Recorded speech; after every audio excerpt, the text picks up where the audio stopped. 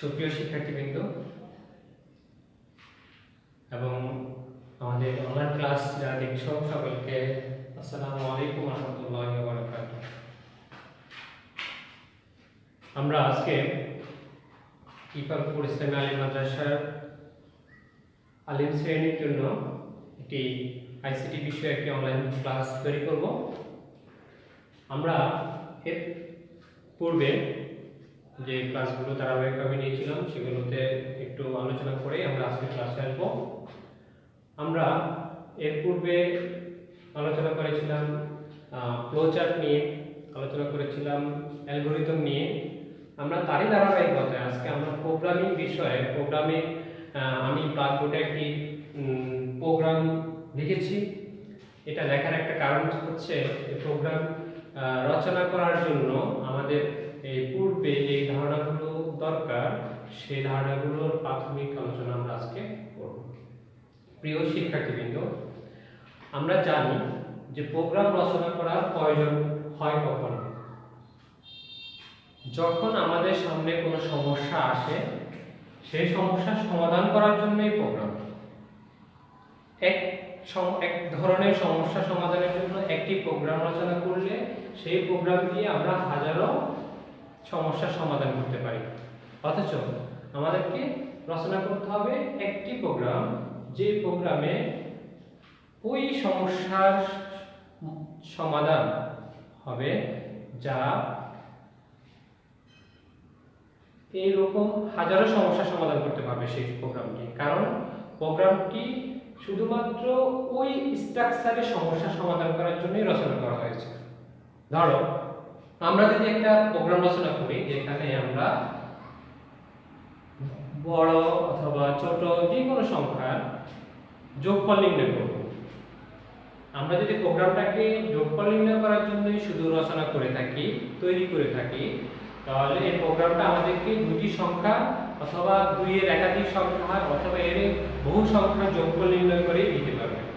যদি প্রোগ্রামের মধ্যে আমরা একাধিক সংখ্যার বিয়োগফল অথবা গুণফল অথবা ভাগফল নির্ণয় করার জন্য কোনো সূত্র অথবা কোনো সমস্যা সমাধানের নির্দেশনা যদি না দিই, তাহলে সেই প্রোগ্রাম কখনো আমাদেরকে সেই সমস্যা সমাধান করে দিতে পারবে না।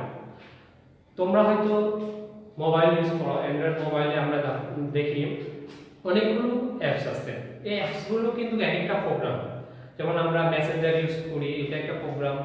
আমরা ফেসবুক অ্যাপস ইউজ করি, এটা একটা প্রোগ্রাম। আমরা গুগল প্লে স্টোর ইউজ করি, সেটাও একটা প্রোগ্রাম। দেখো এক একটা প্রোগ্রাম অথবা এক একটা সফটওয়্যারের কিন্তু কাজ কিন্তু এক এক রকম।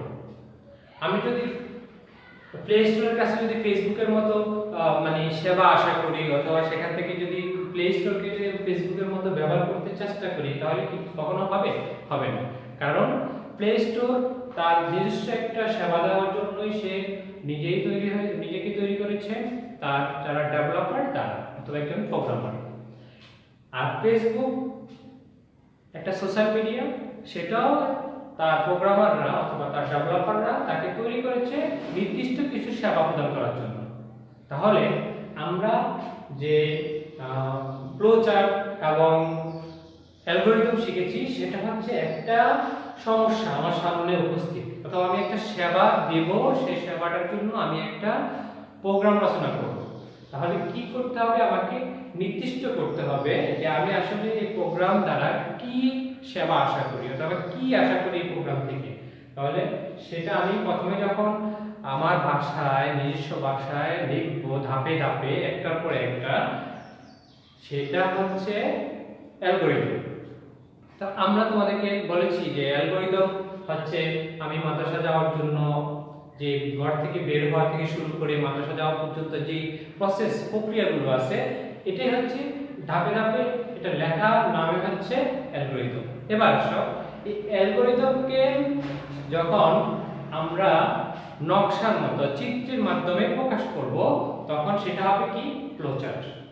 আমরা অ্যালগরিদম রচনা করলাম, ফ্লোচার্ট অঙ্কন করলাম, এরপর কি হবে?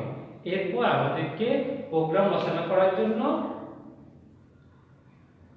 অগ্রসর হতে হবে। আর প্রোগ্রাম রচনা করার পূর্বে আমাদের কিছু বিষয়, সাধারণ বিষয় আমাদেরকে জানতে হবে, আর না হলে আমাদের এই প্রোগ্রামগুলো দেখলে আমরা কিছুই বুঝতে পারবো না। আসো আমরা আগে একটু দেখি প্রোগ্রামটা কি। প্রোগ্রামটা একটু আগে বলেছি, কোনো সমস্যা সমাধানের জন্য রচনাকৃত যেই লিখিত রূপ সেটা হচ্ছে প্রোগ্রাম। আর প্রোগ্রাম রচনা করার জন্য কি আমি আমার বাংলা ভাষায় অথবা হিন্দি ভাষায় অথবা আমি আমার মন মতো যে কোনো ভাষায় কি প্রোগ্রাম রচনা করতে পারবো না। প্রোগ্রাম রচনা করার জন্য যে নির্দিষ্ট ভাষা আছে সেই ভাষায় প্রোগ্রাম রচনা করার জন্য লিখিত রূপ যেটা সেটাই হচ্ছে প্রোগ্রামিং ভাষা। প্রোগ্রামিং ভাষা আমি আমার মন মতো কোনো শব্দ অথবা কোনো সিম্বল ইউজ করতে পারবো না। প্রোগ্রামিং ভাষার নির্দিষ্ট শব্দ আছে, নির্দিষ্ট স্ট্রাকচার আছে, নির্দিষ্ট সিম্বল আছে, যেগুলো এক একটা সিম্বল এক একটা বিষয়কে নির্দেশ করে। দেখো এখানে স্ল্যাশ আছে, এখানে ব্র্যাকেট গুলো আছে, এগুলো প্রোগ্রামিং ভাষার ভিন্ন ভিন্ন নাম আছে। তারপর আমরা দেখো এখানে পার্সেন্টেজ সিম্বল ইউজ করেছি, এই বিষয়গুলো এখানে এন্ড সিম্বল ইউজ করেছি। এগুলো প্রোগ্রামিং ভাষায় ভিন্ন ভিন্ন অর্থ প্রকাশ করে এবং তার ব্যবহার ভিন্ন ভিন্ন কার্যে ব্যবহার হয়। তাহলে এই যে সিম্বল, তারপরে সংখ্যা, তারপরে শব্দ, তারপরে আমরা ইংলিশ যে অ্যালফাবেট ইউজ করব, এগুলো হচ্ছে আমার নির্দিষ্ট নিয়ম অনুসারে লেখার যে পদ্ধতি সেটাই হচ্ছে প্রোগ্রামিং ভাষা। প্রোগ্রামিং ভাষা অনেকগুলো ভাষা আছে, সেই ভাষার মধ্যে আমরা এখন বর্তমানে প্রোগ্রাম রচনা করার জন্য সবচেয়ে বেশি যে ভাষা ব্যবহার করে থাকি সেটা হচ্ছে সি প্রোগ্রামিং বা সি প্লাস প্লাস। এটা হচ্ছে প্রোগ্রাম রচনা করার জন্য এখন পৃথিবীতে সবচেয়ে বেশি প্রসিদ্ধ ভাষা সি প্লাস প্লাস আর সি প্রোগ্রামিং। এবার আসো প্রোগ্রামিং ভাষা আমি একটা লিখবো, ভাষা চিনতে পারলাম যে প্রোগ্রাম রচনা করার জন্য নির্দিষ্ট যে শব্দগুলো এবং সিম্বলগুলো এবং বর্ণগুলো আমরা ব্যবহার করব সেটাই হচ্ছে প্রোগ্রামিং ভাষা। এরপর আমাদেরকে বুঝতে হবে যে সোর্স কোড। এই সোর্স কোডটা হচ্ছে প্রোগ্রামিং ভাষায় যে সমস্ত শব্দ, বর্ণ এবং সিম্বল ব্যবহার করব এগুলো হচ্ছে সোর্স কোড। এটা আমরা বুঝবো, এটা আমরা যারা রচনা করব তারা এই সোর্স কোডটাকে বুঝবো। এটা হচ্ছে উচ্চতর ভাষার লিখিত রূপ। যেই ভাষা আমরা প্রোগ্রামটা রচনা করব সেটা লিখিত রূপটাকে বলা হয় সোর্স কোড। এবার আসো এই বিষয়গুলো তো আমরা বুঝতে পারি, আমরা দেখলে এই লেখাগুলো পড়তে পারি এবং সেটার সিম্বলগুলো দেখতে পারি। কম্পিউটার কি আমাদের এই ভাষাটা দেখতে পারবে? আমরা যখন কম্পিউটারকে দেব তখন সে এই ভাষাটা চিনবে না, কারণ তোমরা যারা আইসিটি ছাত্রছাত্রী আছো তোমরা সবাই জানো যে কম্পিউটার কাজ করে 0 এবং 1 নিয়ে। এই দুইটি বর্ণ সংখ্যা ছাড়া, এই দুইটি গাণিতিক সংখ্যা ছাড়া সে আর কিছুই বুঝতে পারে না এবং সে আর কিছু জানেও না, চিনেও না। সে আমি যত নির্দেশনা দেব অথবা একজন কম্পিউটার অপারেটর অথবা প্রোগ্রামার কম্পিউটারকে যত নির্দেশনা দেবে তার ভিত্তিমূল হবে কি এই দুটি সংখ্যা 0 এবং 1। এই দুইটি সংখ্যা দিয়ে আমরা কম্পিউটার দিয়ে যত কাজ আদায় করি অথবা আইসিটি এই যে সমস্ত প্রোগ্রাম অ্যাপ্লিকেশন আছে সবগুলো আমরা এই দুইটি সংখ্যা দিয়ে তাকে নির্দেশ করি এবং তার কাছ থেকে আমরা যে সেবাগুলো পাই সেগুলো এই দুইটি সংখ্যার অনুবাদ রূপ। আমরা যে কথা বলি সেটা তাকে বোঝানোর জন্য 0 এবং 1 এর মাধ্যমে তাকে বোঝাতে হবে। আচ্ছা, তোমাদের মনে প্রশ্ন আসতে পারে যে 0 এবং 1 সে কি বোঝে, সেটা সে কিভাবে বোঝে? জানো, তোমরা সবাই জানো যে কম্পিউটার হচ্ছে একটা ইলেকট্রনিক্স ডিভাইস। ইলেকট্রনিক্স ডিভাইস সবসময় তো এটা তো কমন বিষয় যে সে পাওয়ার ছাড়া অথবা শক্তি ছাড়া সে চলতে পারে না। শক্তি ছাড়া সে চলতে পারে না মানে কি, তার কি লাগবে? ইলেকট্রিক পাওয়ার লাগবে। ইলেকট্রিক পাওয়ার জিনিসটাই হচ্ছে এই 0 মানে হচ্ছে ইলেকট্রিক পাওয়ার নাই আর 1 মানে হচ্ছে তার ইলেকট্রিক পাওয়ার আছে। এই দুইটি নির্দেশনার মাধ্যমে সে কম্পিউটার যাবতীয় কার্য সম্পাদন করে থাকে। অর্থাৎ 0 মানে ইলেকট্রিক পাওয়ার নাই আর 1 মানে হচ্ছে বৈদ্যুতিক শক্তি তার মধ্যে আছে। এই দুইটি সংখ্যা গাণিতিক সংখ্যায় সে বুঝতে পারে। এবার আসুন আমরা যে তাকে এই প্রোগ্রামিং ভাষায় তাকে নির্দেশ দিলাম, যেটাকে আমরা সোর্স কোড বললাম, যে সমস্ত প্রোগ্রামিং ভাষায় যে সমস্ত শব্দ, যে সমস্ত বর্ণ, যে সমস্ত সিম্বল আমরা ইউজ করব সেটাকে আমরা বলবো সোর্স কোড। তাহলে সোর্স কোডের মাধ্যমে আমরা প্রোগ্রাম রচনা করলাম। এখন এটাকে যদি আমি কম্পিউটারকে দেই তাহলে সে কিন্তু এটা দ্বারা কিছু বুঝবে না। তাহলে বোঝানোর জন্য আমাকে কি করতে হবে? দেখো, আমি একজন বাংলাদেশী, আমি ব্যবসায়িক কারণে যদি আমি একজন বাংলাদেশী, আমি ব্যবসা করার জন্য চায়নার কোনো ব্যবসায়ীর সাথে কথা বলবো। আর চায়নার ব্যক্তি এই চায়নার ব্যক্তি আবার চায়না ভাষা ছাড়া কথা বলতে পারে না। সে বাংলাও বোঝে না, ইংলিশও বোঝে না, সে শুধু চায়না ভাষায় মানে মান্দারিন ভাষায় কথা বলতে পারে এবং সে সেই ভাষাটাই বোঝে। এখন আমি তার সাথে যোগাযোগ করার জন্য কি করতে হবে?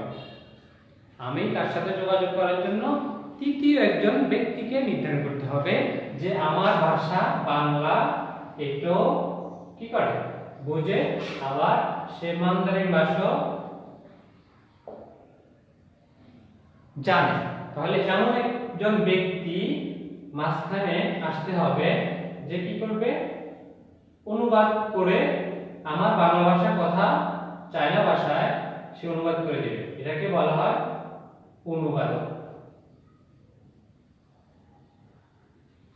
সে দোভাষীর মতো যে কাজটা করবে সেই হচ্ছে আমাদের এই যে সোর্স কোডটাকে অনুবাদ করে আমার অবজেক্টে রূপান্তর করবে, অর্থাৎ 0 এবং 1 এ রূপান্তর করে কম্পিউটারকে দিবে। সেই হচ্ছে অনুবাদক প্রোগ্রাম। তাহলে আমার যে প্রোগ্রামিং ভাষায় বা সোর্স কোডের মাধ্যমে আমি যে প্রোগ্রাম রচনা করব, এটা একটা সোর্স কোডের মাধ্যমে রচিত একটা প্রোগ্রাম। এই প্রোগ্রামটা রচনা করার মূল উদ্দেশ্য হচ্ছে দুইটি সংখ্যার যোগফল নির্ণয় করার জন্য। এটা যে সংখ্যাই হোক দুইটি সংখ্যার যোগফল নির্ণয় করে সেই প্রোগ্রামের মাধ্যমে আমাকে দিবে, অর্থাৎ একটা ক্যালকুলেটর যেভাবে কাজ করে। এখন এই যে আমি একটা রচনা করলাম, এই রচনা কিন্তু কম্পিউটার সে বুঝবে না। কম্পিউটার কখন বুঝবে? কম্পিউটারকে বোঝানোর জন্য তার ভাষায় যখন অনুবাদ করে দেওয়া হবে, তাহলে আমাকে কোথায় যেতে হবে? মাঝখানে আরেকজন ব্যক্তিকে নিতে হবে, আরেকটা প্রোগ্রাম ব্যবহার করতে হবে যে ট্রান্সলেট করে তাকে দিবে। এই ট্রান্সলেট প্রোগ্রামগুলোর মধ্যে আবার অনেকগুলো প্রোগ্রাম আছে, 3টা প্রোগ্রাম আছে। সেটা হচ্ছে কম্পাইলার, ইন্টারপ্রেটার আর হচ্ছে অ্যাসেম্বলার। অ্যাসেম্বলারের ব্যবহার হয় না, কিন্তু কম্পাইলার যেটা, কম্পাইলার এবং ইন্টারপ্রেটারের মধ্যে পার্থক্য হচ্ছে কম্পাইলার পুরো প্রোগ্রামটাকেই সরাসরি অনুবাদ করে দিবে কম্পিউটারকে, আর ইন্টারপ্রেটার কাজ করবে লাইন বাই লাইন, শব্দ বাই শব্দ, সে পুরো প্রোগ্রামটাকে অনুবাদ করে দিবে না। তাহলে আমরা কি বুঝলাম?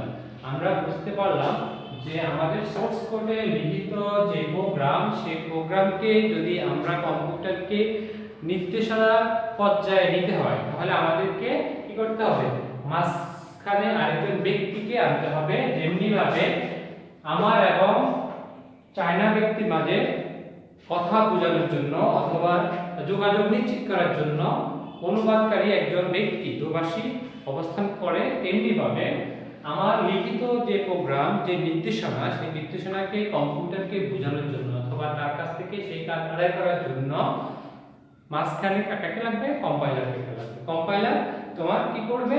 তোমার যে সোর্স কোডের মাধ্যমে লিখিত প্রোগ্রামকে কম্পিউটারে অবজেক্ট হিসেবে কি করবে? প্রকাশ করবে। কম্পিউটার সেটা বুঝতে পারবে, অবজেক্ট কোডটা সে বুঝতে পারে, সে সোর্স কোডটা বুঝতে পারে না। সোর্স কোডটা বুঝতে পারে কে? কম্পাইলার। কম্পাইলার সেটাকে অনুবাদ করে অবজেক্টে রূপান্তর করতে পারে, আর অবজেক্ট কোডকে রূপান্তর করে সোর্স কোডে রূপান্তর করতে পারে। তাহলে সে হচ্ছে কম্পাইলার বা অনুবাদকারী যন্ত্র। আমরা যারা অনলাইনে ক্লাস দেখে পড়াশোনা করো, তোমরা অবশ্যই আমাদের প্রোগ্রাম রচনা করার আগে যে সমস্ত বিষয়গুলো সম্পর্কে ধারণা রাখতে হবে, সেই বিষয়গুলো আমাদের বইয়ের 340 পৃষ্ঠা থেকে শুরু করে আমাদের সিম্বলগুলো আমাদের চিনতে হবে, আর না হলে আমরা প্রোগ্রাম রচনা করার সময় এই বিষয়গুলো বুঝবো না। ইনক্লুড দিয়ে কেন শুরু হয়েছে, এটা হেডার দিয়ে শুরু হয়, আবার গেটস দিয়ে শেষ হয়। এই যে শুরু এবং শেষ এবং মেইন যে রচনা, এই রচনাটা হচ্ছে মূল বডি।